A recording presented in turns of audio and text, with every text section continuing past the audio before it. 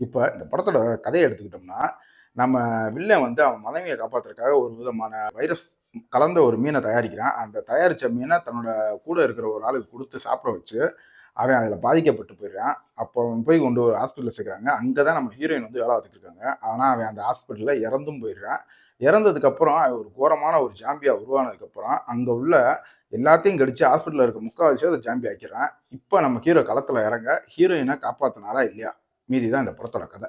இந்த படத்துல தமிழ் டப்பிங்கா இருக்கட்டும், படம் எடுத்த விதமா இருக்கட்டும், டெக்னிக்கலா இது ஒரு சரியான சவுண்டான படம். படத்துல சினிமாட்டோகிராஃபி ஒரு நாள் நைட்டுக்குள்ள நடக்கிற மாரி தான் காமிச்சிருப்பாய்ங்க. அதெல்லாம் ரொம்ப நல்லாவே இருந்துச்சு. இதுல முதல்ல நம்ம பார்த்து பழக்கப்பட்ட ஜாம்பிஸ் எவ்வளவோ பார்த்துருப்போம். இதுலயும் ஜாம்பிஸ அந்த ஒரு மாரி புதுவிதமா காமிச்சதும் நல்லா இருந்துச்சு.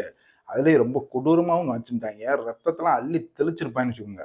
இந்த படத்துல அடல்ட் கன்டென்ட்லாம் கிடையாது. ஆனா இத வந்து நீங்க ஃபேமிலியோட பார்க்கணும்னா, ரத்தம் தெறிக்கிற காட்சிகள் கொட்டி கிடக்கு படத்துல. அத மட்டும் மனசுல வச்சுட்டு ட்ரை பண்ணுங்க.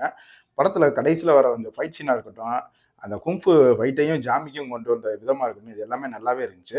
படத்துல எங்கேயுமே நமக்கு அவ்வளவா லேக்னஸ் தெரியல. ஏன்னா படம் வந்து ஒரு 1 மணி நேரம் 30 நிமிஷமோ, 36 நிமிஷமோ ஓடுது. ஆனா ஓடுனாலும் எங்கேயுமே சரியா லேகுன்றது இல்ல. நம்ம ஆல்ரெடி பார்த்து பழக்கப்பட்ட கதையா இருந்தாலுமே, ஏன் நம்ம மிருதன் படத்தையே எடுத்துக்கோங்களேன். அதுல வர்ற கடைசி 1/2 மணி நேரம் தான் இந்த 1 1/2 மணி நேரம் படமாவே எடுத்து வச்சிருப்பாய்ங்க. ஓவராலா இந்த படத்த பார்க்கும்போது, ஒரு 1 1/2 மணி நேரத்துக்குள்ள குயிக் வாட்சா பார்த்து முடிக்கிற மாரிக்கு ஒரு நல்ல தரமான படம் தான்.